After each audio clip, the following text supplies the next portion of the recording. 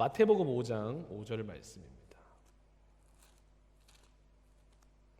마태복음 5장 5절 말씀 찾으셨으면 같이 큰 소리로 합독하도록 하시겠습니다. 시작. 온유한 자는 복이 있나니 그들이 땅을 기업으로 받을 것이미요. 기도하겠습니다. 하나님 아버지 감사합니다. 이번 한 주 주님 정말 예수 그리스도의 사랑으로 살려고 너무 노력 많이 했습니다. 그럼에도 부족한 것 투성입니다. 근데 주님, 우리들의 믿음은 들음에서 나고 들음은 아버지의 말씀이라고 하셨듯이 아버지의 말씀을 더 듣기를 원합니다. 그리고 우리의 말씀을 들을 때 우리들의 마음밭이 길가밭 되지 말게 하시고 가시밭 되지 말게 하시고 돌짝밭 되지 말게 하시고 좋은 밭 되어서 그 말씀의 씨앗이 심겨지고 열매를 맺어 아버지 하나님 30배 혹은 60배 혹은 100배 열매를 우리의 삶을 통해서 맺을 수 있도록 은혜 베풀어 주시옵소서. 그것이 나의 믿음의 증거가 되게 해 주시옵소서. 오늘 말씀을 선포하는 이 사람은 정말 연약하고 죄인이고 깨어지기 쉽습니다. 성령님께서 붙잡아 주지 아니하시면 아무것도 할 수 없습니다. 아버지 하나님 함께 해 주시옵시고 하나님께서 기뻐하시는 아버지의 마음과 뜻만이 이 강대상에서 선포되게 해 주시옵소서. 듣는 우리들 아버지 하나님 경외함으로 말씀을 받게 해 주시옵소서. 예수 그리스도의 이름으로 기도드렸습니다. 아멘. 오늘 본문 말씀을 통해서 함께 나누고자 하는 말씀의 제목은 산상수훈 강해 5번째 시간이에요. 벌써 5번째입니다. 팔복에 대해서 이야기를 하고 있고요. 복 있는 자는 온유한 사람이다. 2번째 시간, 그 제목을 가지고 2번째 시간으로서 은혜를 나누도록 하겠습니다. 여러분, 지난 시간에 우리가 온유한 자가 누구인가, 온유한 자의 의미가 무엇이고 왜 우리가 온유한 자가 돼야 되는가까지 나눴습니다. 그런데 시간이 좀 부족해서 온유한 자가 기업으로 받을 땅에 대해서는 이야기를 하지 못했어요. 그래서 오늘은 지난 시간에 이어서 온유한 자가 받을 땅에 대해서 함께 나누면서 은혜를 나누도록 하겠습니다. 할렐루야. 지난 시간에 우리가 온유한 자의 의미가 무엇이라고 말씀드렸죠? 우리가 그냥 일반적으로 알던 부드럽고 온화하고 그런 여린 성품이 아니라고 말씀드렸습니다. 성경이 말하는 그 온유라는 것은 단어, 헬라어로는 프라우스, 히브리어로는 그 프라우스가 파생된 그 히브리어는 아나빔이라는 단어를 제가 설명드렸어요. 기억 안 나시죠? 기억 안 나시는 게 좋은 거예요. 날마다 새로우면 저는 편해요, 여러분. 네, 죄송합니다. 프라우스 어떤 의미였죠? 주인의 말에 반응하고 순종함으로 주인의 통치 안으로 들어간다라는 의미가 있어요. 온유하다라는 것이 그런 뜻이에요. 예를 들어드렸잖아요. 잘 길들여진 강아지, 개 싸움을 하는데도 피 터지면서 목숨을 걸고 싸우는데도 주인이 백구야 돌아와 딱 한마디 하면 그 전쟁터에서 자기 등을 낼 수 있는 그 통치 안으로 들어가는 것이 바로 온유함이라는 거예요. 아나빔은 어떤 뜻이었다 그랬죠?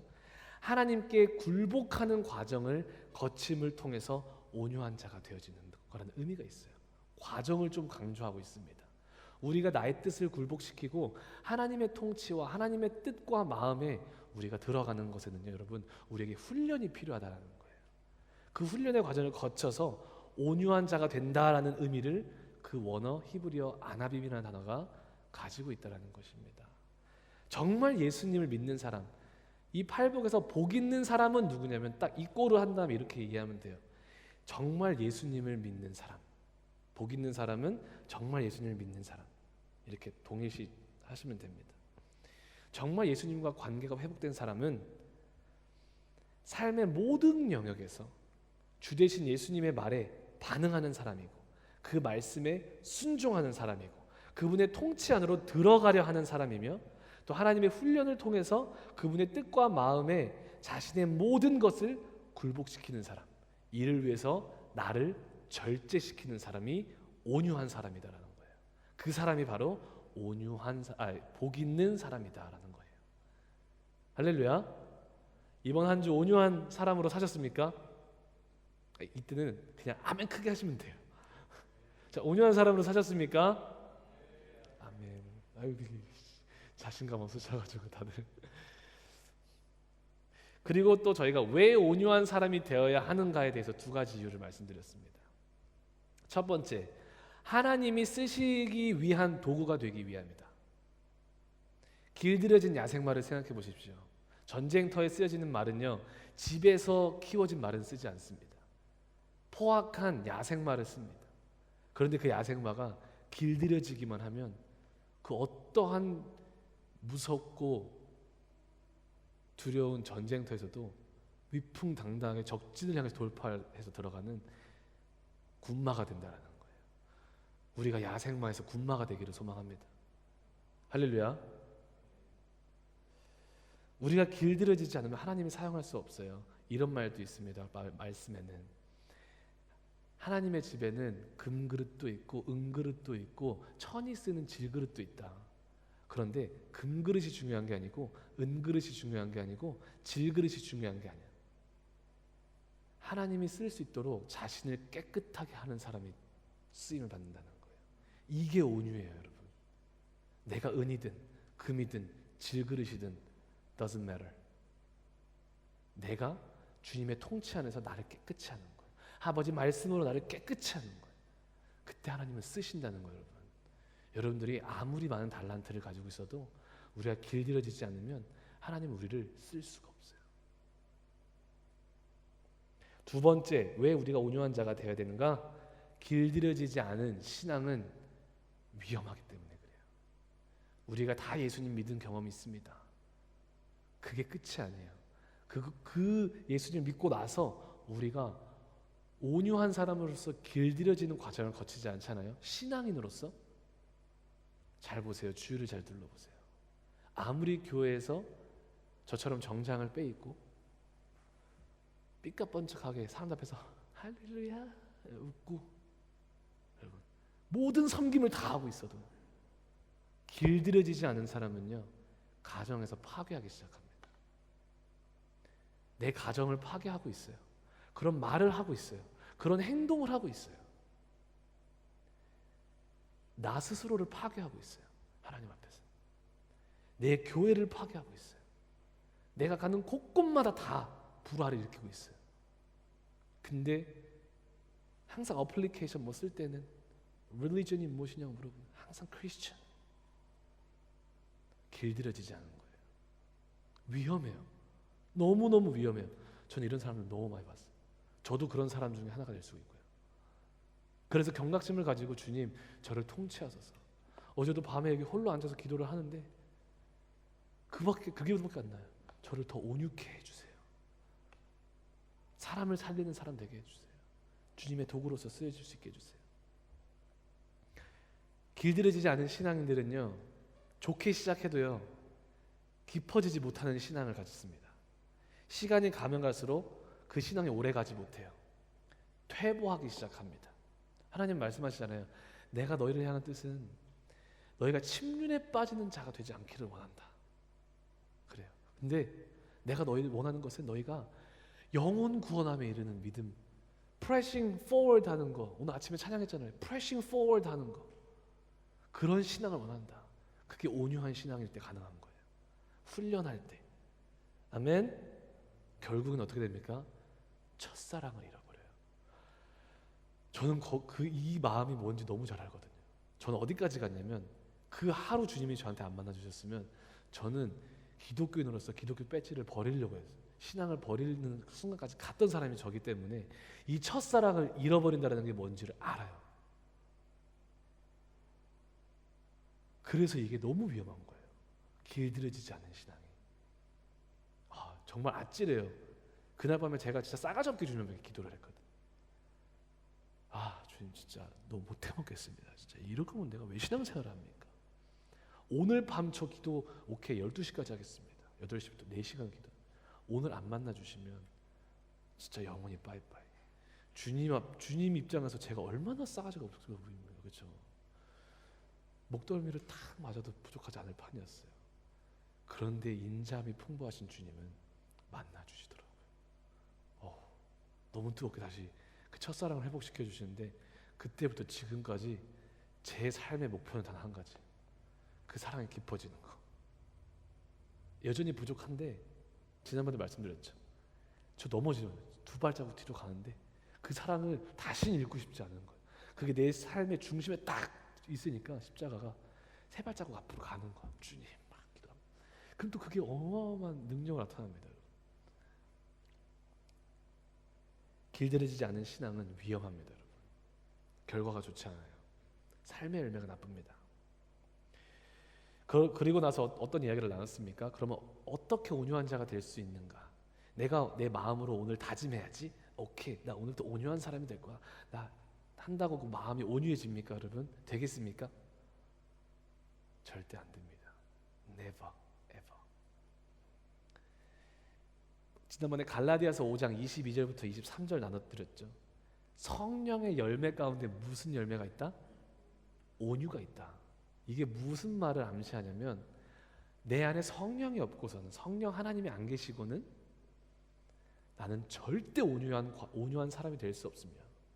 온유의 과정을 거쳐갈 수 없다라는 거예요. 이해되셨죠?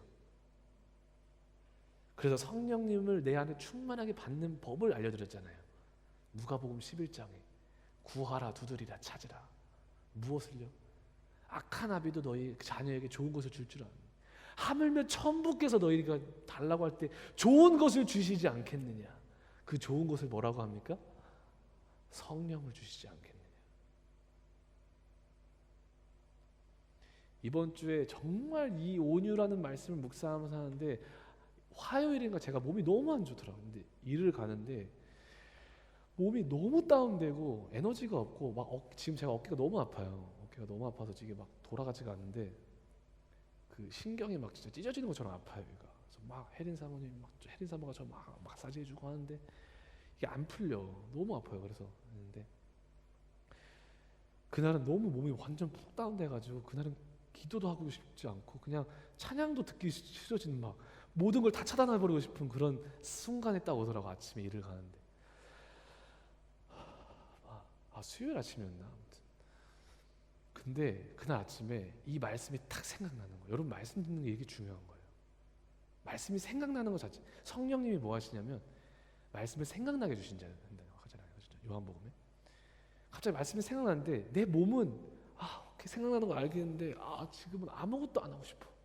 진짜 딱 이게 팍 오는 거예요.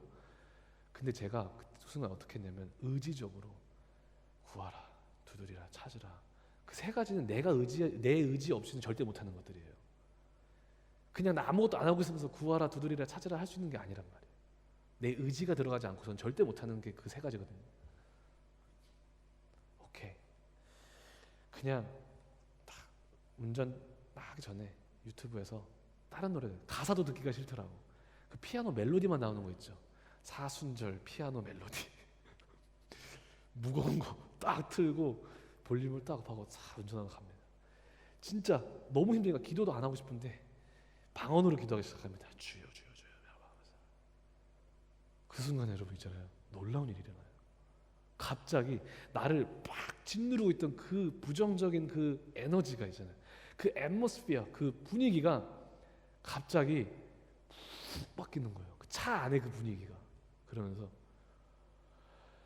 마음에 짓눌렸던 그 무거운 그 이상한 무슨 설명도 못하겠어요. 그게 갑자기 신기루처럼 싹 빠져나가면서 있잖아요. 그 마음에 그 찬양 하나 멜로디가 비수가 꽂히기 시작하면서 가사 안 나오는데 가사가 막 들리기 시작해 내 심령에. 그러면서 갑자기 내 마음이 평안해지면서 운전하는데 사고 날 뻔했어. 너무 평안해가지고 너무 이게 가벼워지면서 갑자기 너무 좋은 거예요. 혜린 사모님 저한테 신신당부를 했거든요. 오늘 원고에 없는 말 하지 말라고. 제가 지금 그걸 하고 있는 거예요. 여보가 연습할 때 35분 나오는 이유는 원고만 읽으니까 그렇지. 근데 여보가 항상 덧붙여. 지금 제가 그걸 하고 있어요. 이제 큰일 났네. 좀 이따 영상 자를 거예요 제가. 어쨌든 그 순간에 앰모스피어가 확 변하면서 너무 행복이 확 밀려오면서 기도가 더 커지기 시작하는데 운전하면서 눈물이 나는 거예요. 근데 그 순간에 내 마음이 이게 온유해지는 거구나. 하나님이 너무 감사한 거예요. 다른 거 없어요. 그냥 너무 감사해요. 찬양 나오고. 그날 내가 일하는데 얼마나 열심히 했든지 400불 찍었어요. 캔틴에서. 좋았습니다. 여러분, 기도하시면 하나님 성령님이 임하시면 주의 영이 계신 곳에 자유함 있네. 입으로만 찬양 안 하게 돼요. 진짜 그게 내 삶에 임하게 돼요. 이번 주에 꼭 해보세요. 여러분, 제일 힘들 때, 진짜 하기 싫을 때 브레이크스루 해보시라는 거예요. 두드리고 찾고 해보시라는 거예요. 그러면 여러분 순간적으로 그 앰모스피어, 그 분위기가 성령님이 갑자기 거기를 1장 1절에 운행하시듯이 태초에 훅 바꿔주세요. 질서가 잡히기 시작해요. 내 마음의 질서가, 내 마음에 필요한 것들이 채 세워지기 시작해요. 그걸 꼭 경험하시기를 소망합니다. 빨리 본문으로 들어갈게요. 그래서 오늘은 온유한 자가 기업으로 받을 땅이 무엇인가에 대해서 이야기를 할게요. 여러분, 마태복음, 지금 이 본문 마태복음 5장 수신자가 누구라고 했죠? 기독교로 개종한 유대인들이라고 했어요. 꼭 알고 성경을 읽으셔야 돼요. 유대인들이, 기독교로 개종한 그 유대인들이 예수님이 이 말씀을 하실 때 그 기업으로 얻을, 우리들이 기업으로 얻을 땅을 뭐라고 이해했을까를 이해해 보시라는 거예요. 뭐라고 이해했을까요? 그들은 구약에서부터 오던 공동체예요. 신앙 공동체. 구약에서 300군데 이상이 예언이 되어 있어요.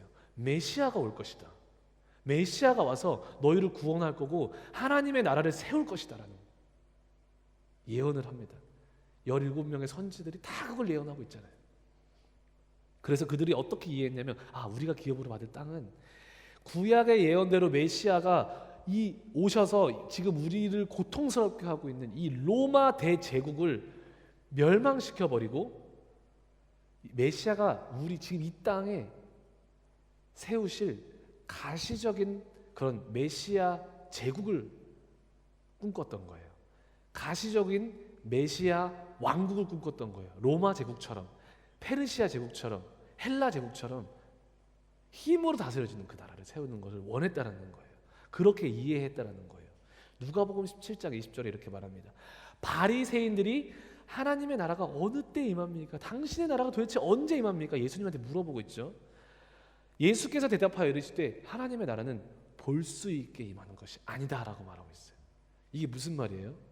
바리새인들이 지금 눈에 보이는 그 제국을 원하고 있는 거예요. 여기서 바리새인이 누군지를 먼저 좀 살펴봤으면 좋겠어요. 유대인들이거든요. 예수님한테 이 사복음서에서 너무 욕을 얻어먹어가지고 우리가 이제 성경 읽다 보면은 바리새인만 나오면, 바리새의 바자만 나오면 이 나쁜 사람들 이렇게 생각하잖아요. 그죠? 나쁜 사람들의 모임, 예수님을 대적하는 믿음 없는 사람들 막 이렇게 생각한단 말이에요. 근데 그 바리새인의 의미가 뭐냐면, 이름의 의미가 구별된 사람들이라는 의미예요. 마태 수신자처럼 유대인 중에 유대인들이었어요. 이 바리새인을 이해하기 위해서는 좀 역사를 이해해야 되는데, 다윗이 나오죠. 사울 다음에 다윗이 왕이 됩니다. 이스라엘의 통일 왕국을 일으켜요. 그리고 다윗 아들 솔로몬이 나오는데 솔로몬이 왕을 이어요. 근데 그 솔로몬이 정말 악한 죄를 짓습니다. 근데 그것 때문에 여로보암과 르호보암으로 나눠져요. 북이스라엘과 남유다로 나눠진단 말이에요. 그 이후로부터 열 왕들이 쭈르르르 나오는 게 바로 열왕기상 열왕기 하잖아요. 그 내용들이 그 북이스라엘과 남유다로 쭉 갑니다. 근데 그들이 말을 너무 안 들어요. 너무. 그래서 북이스라엘은 누구한테 망합니까? 아수르, 아시리아라는 그 나라에게 망합니다. 그리고 남유다는 그래도 선왕들이 있어서 하나님께 돌아가자 하려고 했던 운동들이 있었어요. 그리고 다윗의 혈통이었기 때문에 하나님이 끝까지 그 다윗의 혈통을 통해서 메시아가 올 거라는 것을 지키기 위해서 남유다를 끝까지 지켜내시려고 합니다. 근데 남유다가 결국에는 누구한테 망하냐? 북이스라엘이 아수르에게 망했잖아요. 근데 그 아수르를 누가 멸망시키냐면 그 당시에 신흥 바벨론이라는 그 나라가 아수르를 팍 멸망시켜요. 그 신흥 바벨론이 누구를 멸망시키냐? 남유다를 멸망시킵니다. 근데 그 바벨론이 또 누구에게 멸망되냐? 바로 갑자기 이름이 기억이 안 나요. 팔레스타인이 아니고 페르시아. 다니엘의 그 금신상 환상 있잖아요. 그대로 같은 거예요. 바벨론이 페르시아에게 멸망합니다. 근데 그 페르시아가 누구한테 멸망합니까? 헬라 알렉산더 대왕한테 멸망당하는 거예요. 그래서 알렉산더가 젊은 나이에 죽었잖아요. 39살 때 죽었나 33살 때 죽었나 아무튼 일찍 죽었는데 그 헬라가 그 큰 제국들을 다 먹고 있는데 너무 빨리 죽은 거야 알렉산더가. 그래서 알렉산더의 그 부하 프톨레마이오스와 셀레쿠스 왕조로 나눠져서 또 헬라 제국이 두 가지로 나눠져요 또 막. 근데 그 헬라 제국을 누가 멸망시켜요 또? 로마. 우리가 역사 가운데 그 유명한 로마가 헬라를 점령시킵니다. 그래서 아시리아, 아수르, 바벨론, 페르시아, 헬라, 로마를 거쳐가며 이 유대인 백성들은요 그 제국들의 속국으로서 핍박을 받고 고통을 받고 그런 시기를 쭉 살아가는 거예요. 여러분 구약의 이야기가 신화가 아니라는 거예요. 사실이라는 거예요. 이 모든 것이 역사 가운데 있다는 거예요. 우리 주님은 이 역사를 타고 지금 우리 역사 가운데 오신 거고요. 사실이라는 거예요. 그런데 이제 그 그리스, 헬라가 로마 문화와 융합이 됩니다. 그리고 그 융합된 강성한 그 로마의 문화, 헬레니즘이 그 이방 문화가 이 히브리 이 유대 공동체의 가치관을 잡아먹기 시작하는 거예요. 타락의 길로 가게 만들기 시작하는 거예요. 그때 진보주의 성격을 가지고 있는 사람들이 나타나면서 유대인 사람들 중에서도 이 정도는 타협해도 돼. 이 정도는 괜찮아. 그래 우리가 편하게 살 수 있어. 그런 사람들이 많이 생기기 시작하는 거예요. 그러면서 정말 끝없는 타락으로 유대인들이 빠지기 시작합니다. 그때 우리가 이대로 있을 수 없다 해가지고 지난번에도 설명드렸습니다. 마카비 혁명이 일어나는 거예요. 다시 율법으로, 다시 말씀으로. 그래서 마카비 왕조를 통해서 100년 동안 이겨요. 그래서 100년 동안 유일하게 그 100년이 이 유대 민족에게 독립국가로서 서 있을 수 있었던 유일한 100년이었어요. 그때부터 나타났던 사람들이 이 바리새파 사람들이에요. 이해되셨죠? 안 되신 것 같아서. 그 타락의 길로 가고 있던 유대의 공동체들을요 다시 한번 신앙을 회복시키고 다시 한번 말씀으로 돌아가서 그들의 정체성과 그들의 가치관을 다시 한번 세우기 위해서 모세오경을 세우기 위해서 그 토라를 가장 중심에 세우고 그 토라대로 문자적으로 살면서 철저하게 준수하고 가르쳤던 집단이 바로 바리새 지파였던 거예요. 바리새인들이었던 거예요. 그러니까 무슨 말이냐면 철저하게 유대 공동체를 지켜내기 위해서 몸부림쳤던 애국자들이었던 거예요. 할렐루야. 어마어마한 사람들이었어요. 그들은 구약에 예언된 메시아가 반드시 올 것을 믿었고 자신들을 억압하는 이 제국들을 무찌르고 그 땅 위에 가시적인 그 예수의 나라, 하나님의 나라를 세울 것을 기대하고 있었다라는 거예요. 아까 말씀드렸던 그 마카비 왕조도 우리 교회는 시리도 은혜 받는 교회. 할렐루야. 아멘. 마카비 왕조도 원했던 나라의 그 기준이 있어요. 이 바리새인처럼 제국의 그 역사를, 제국의 나라를 원했던 거예요. 눈에 보이는 가시적인 나라를. 그런데 사도행전인데 바리새인만 그런 게 아니라 예수님의 제자들도 동일했어요. 사도행전 1장 6절에 보게 되면 예수님이 부활하셨습니다. 그리고 이제 제자들이 모였을 때 예수께 여쭈어 이르되 주께서 이스라엘 나라를 회복하심이 이때입니까?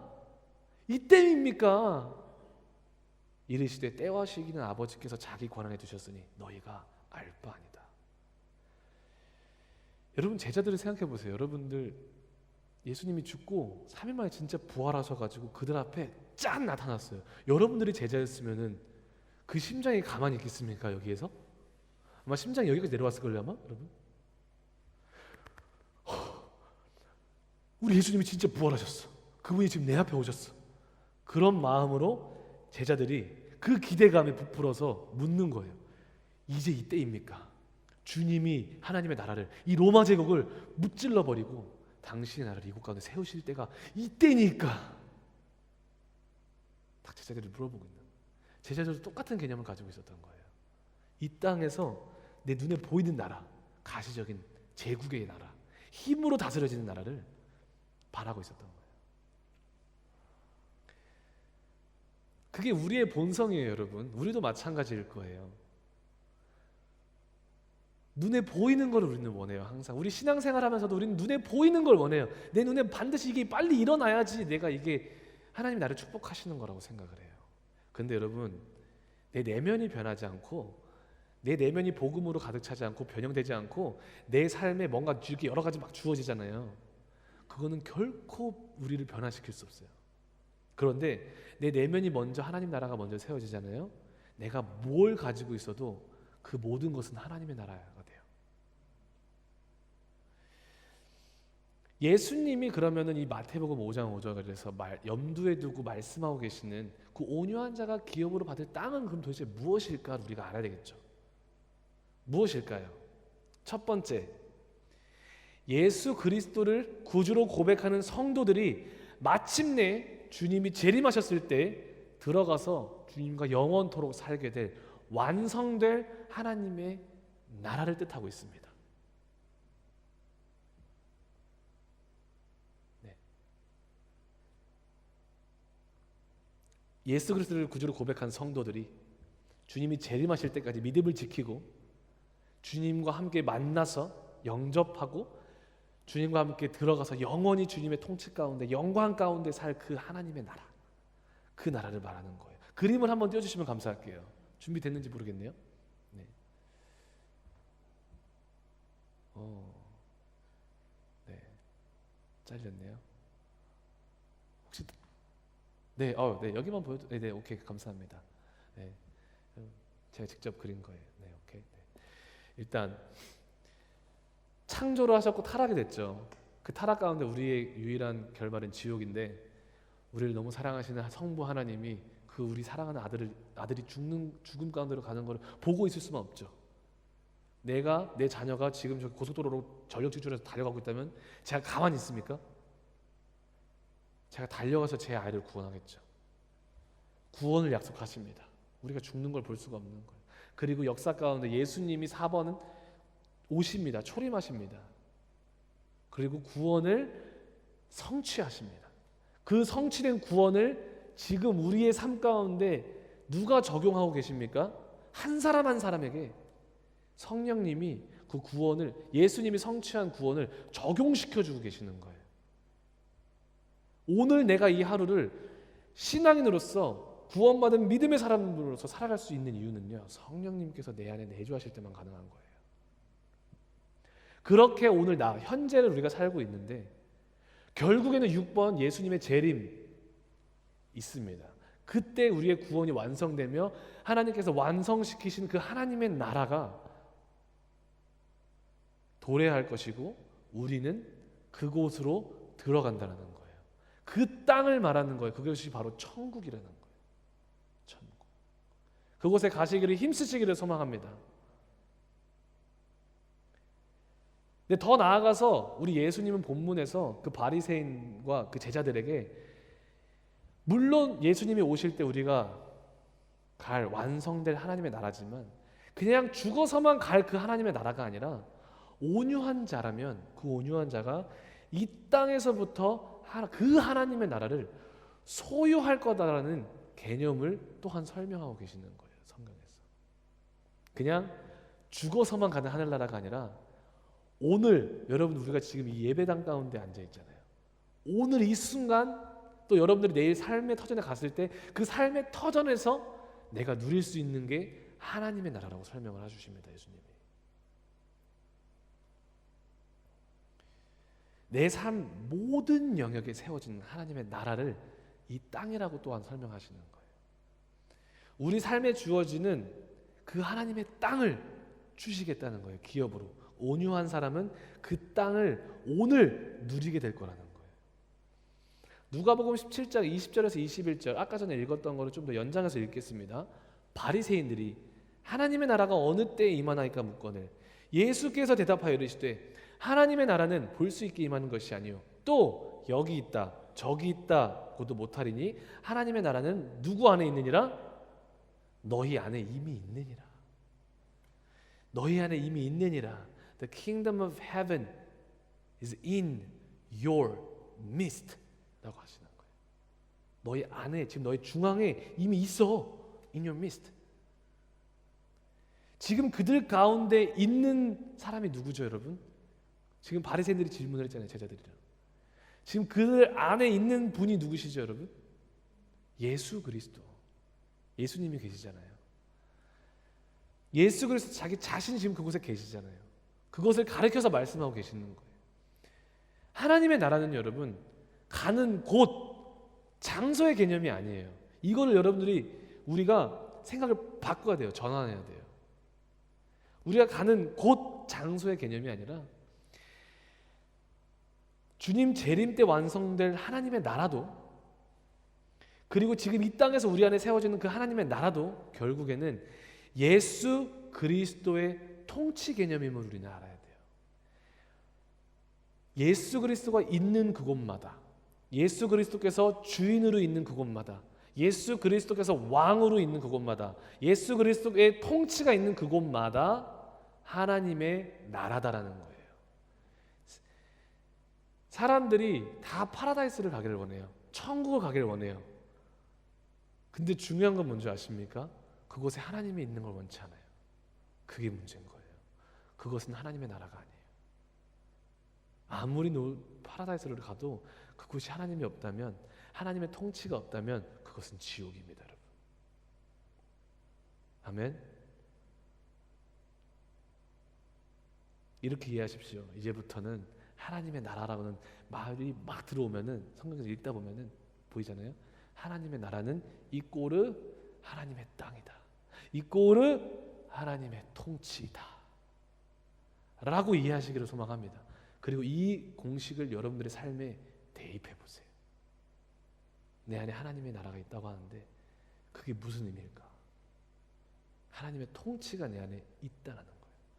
로마서 14장 8절에서 9절이 그걸 정확히 말해주고 계십니다.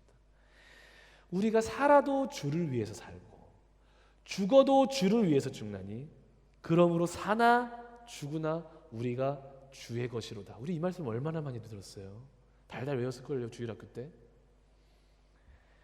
이를 위하여 그리스도께서 죽었다가 다시 살아나셨으니 곧 죽은 자와 산 자의 주가 되려 하심이니라. 영어로는 Lord, 주인이 되려 하심이니라.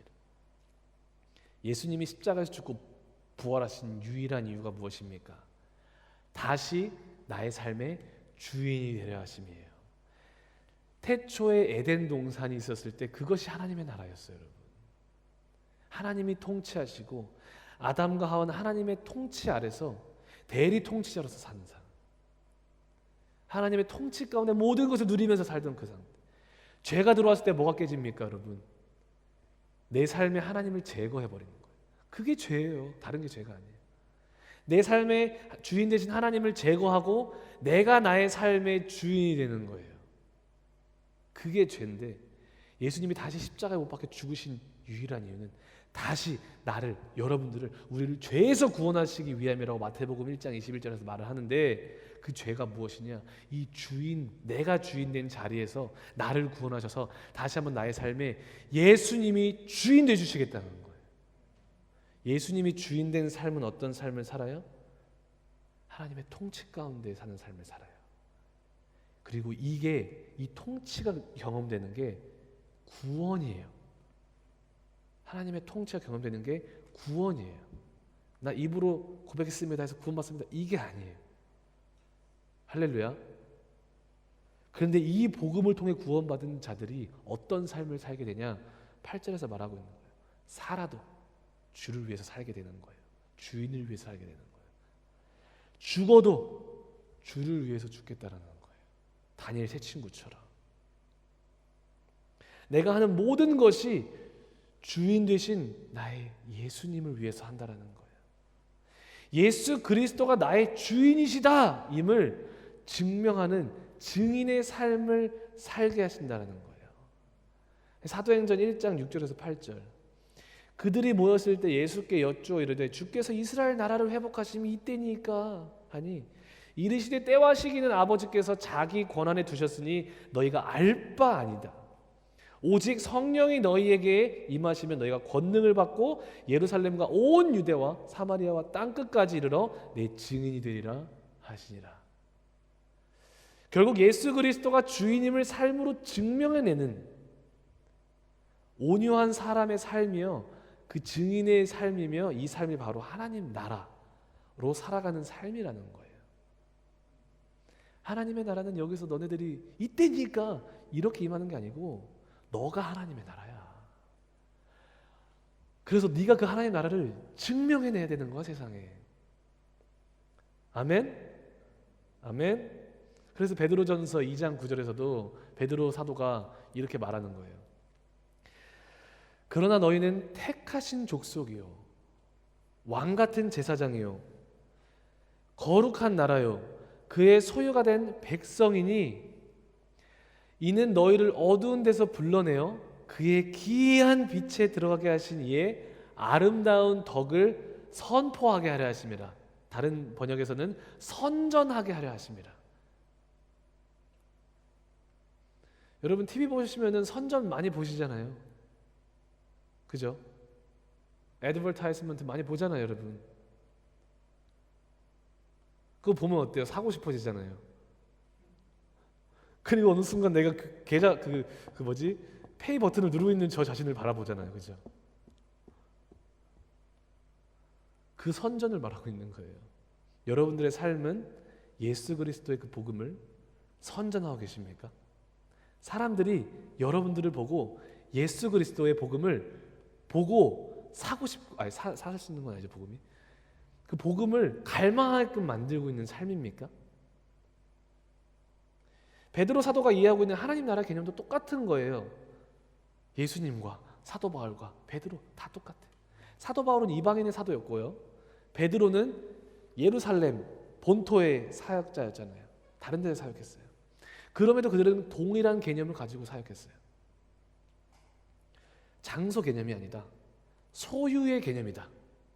하나님 나라는, 천국은 소유의 개념이고 통치의 개념이다. 내가 누구에게 소유되어 있는가 이라는 거예요. 천국은 그분의 통치 안에 들어가서 온유한 자로 살아가는 삶이 곧 하나님 나라 삶이라는 것. 그것이 하나님의 땅, 우리의 기업이라는 거예요. 그리고 그 온유한 자의 삶, 하나님의 통치 가운데 들어가서 하나님의 나라로 살아가는 그 삶은요, 그 삶의 목적과 방향성은 분명해져요. 분명해져. 나를 구원하신 예수 그리스도의 아름다운 덕을 아까 말씀드렸죠, 선전하게 된다는 거예요. Through our life, 나의 삶을 통해서, 나의 삶 전체를 들여서, 죄송합니다, 좀 마실게요. 죄송해요. 나의 삶 전체를 들여서 주님의 구원과 사랑과 복음을 선전하는 삶을 살아야 된다는 거예요. 그래서 여러분, 내가 가지고 있는 신앙은 확실해야 되는 거예요. 확실. 여러분 확실하지 않고 대충 선전합니까? 그 회사 말아먹습니다. 그러면, 그렇죠? 그래서 우리 하루하루의 신앙은 분명해야 되는 거예요. 여러분, 분명해야 돼요. 왜냐하면 내 삶이 나의 그 신앙과 믿음과 그 구원이 진짜인지 아닌지를 증명해내기 때문에 그래요. 여러분들의 오늘의 삶이 여러분들의 믿음과 신앙이 진짜인지 아닌지를 증명해낸다니까?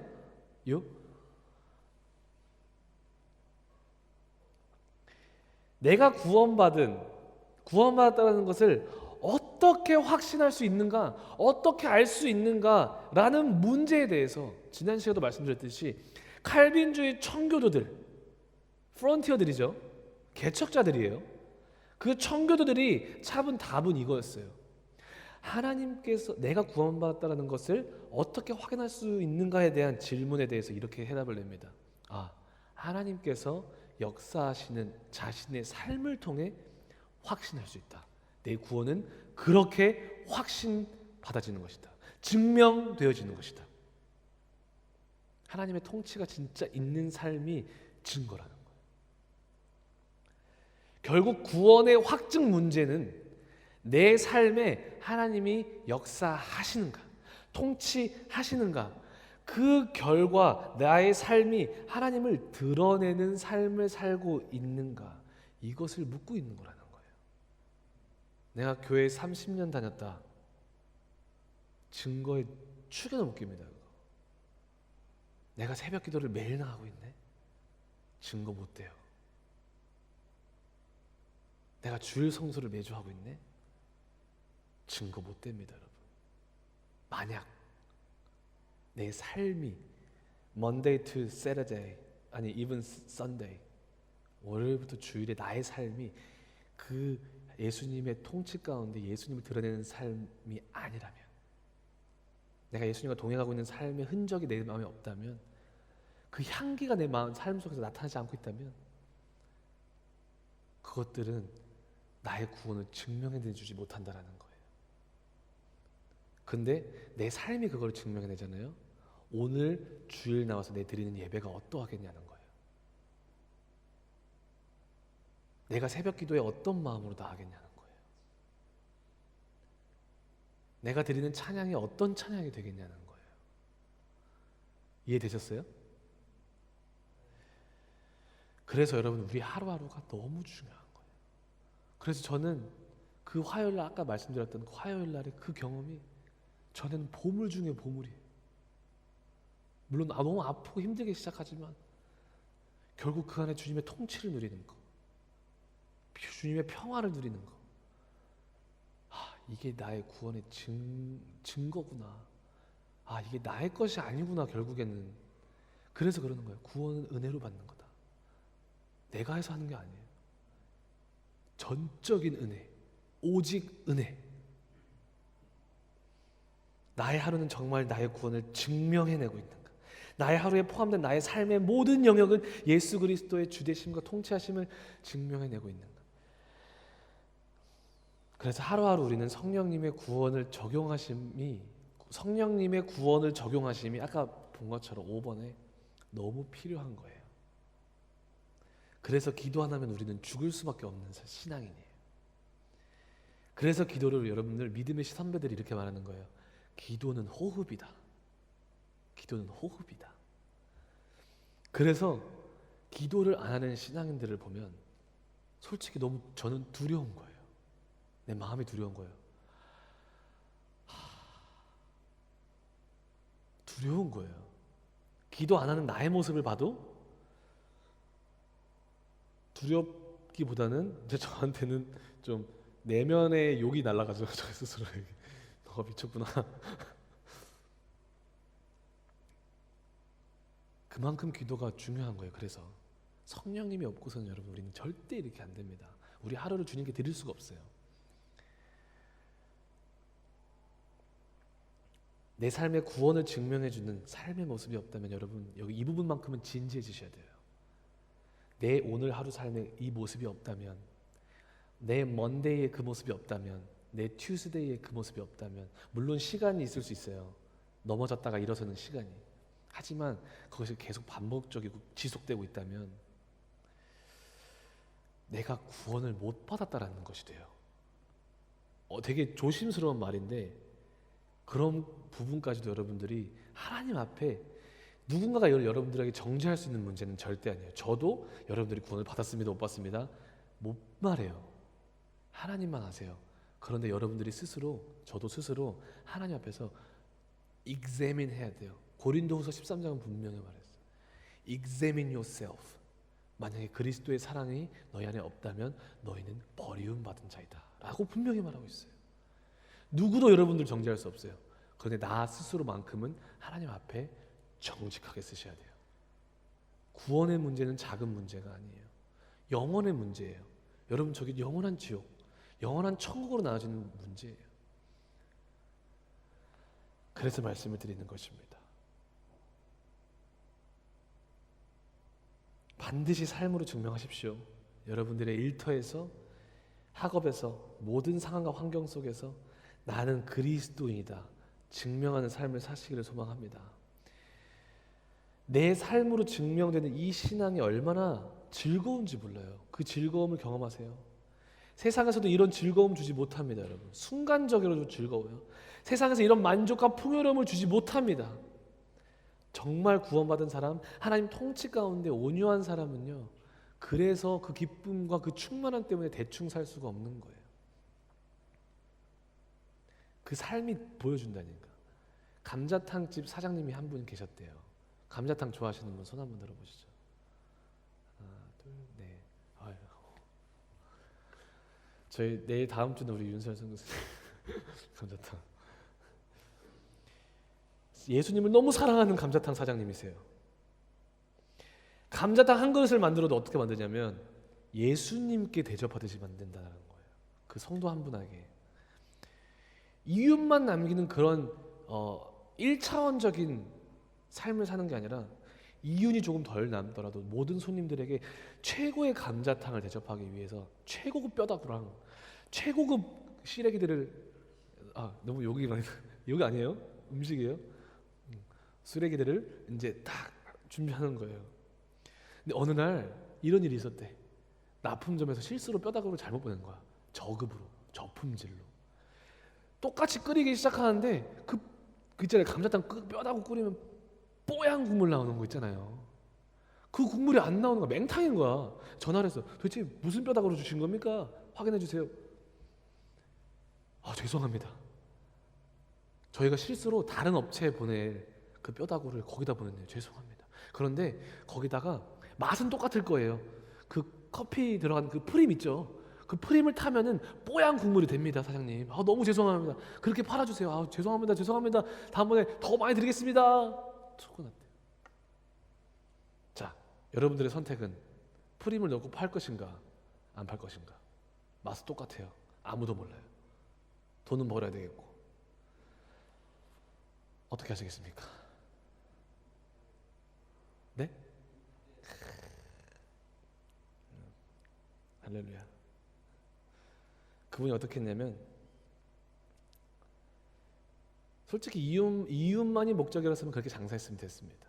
그쵸? 근데 그분이 그 사업장을 하고 계시는 목적은 이윤이 아니었어요. 기독교 윤리와 그리스도의 영광을 위함이 목적이었어요. 그분은 하나님의 사람으로서의 정체성이 그 일터를 통해서 나타나는 게 목적이었다라는 거예요. 그분이 그래서 그 간증 가운데 이렇게 말해요. A4 용지에 안 적었대요. A3에다가 적었대요. 오늘 문 닫습니다. 손님들 죄송합니다. 품질이 낮은 뼈다구가 왔기 때문에 팔 수가 없습니다. 죄송합니다. 그날 문을 닫았다고 합니다. 왜 그렇게 했을까요? 예수 그리스도 앞에서 살았기 때문에 그래요. 예수 그리스도의 통치 안에서 그 사업을 운영했기 때문에 그래요. 그는 이 사업장을 통해 당당하게 최고의 상품을 팔며 그 삶을 가능케 한 그 삶의 주인 예수 그리스도를 최고로 선전한 사람이었다라는 거예요. 아멘. 사랑하는 성도 여러분, 온유한 자, 하나님의 통치 안에 자신의 모든 것을 드리는 자들에게 주어지는 땅은 바로 죽어서만 가는 하늘나라가 아닌 오늘입니다.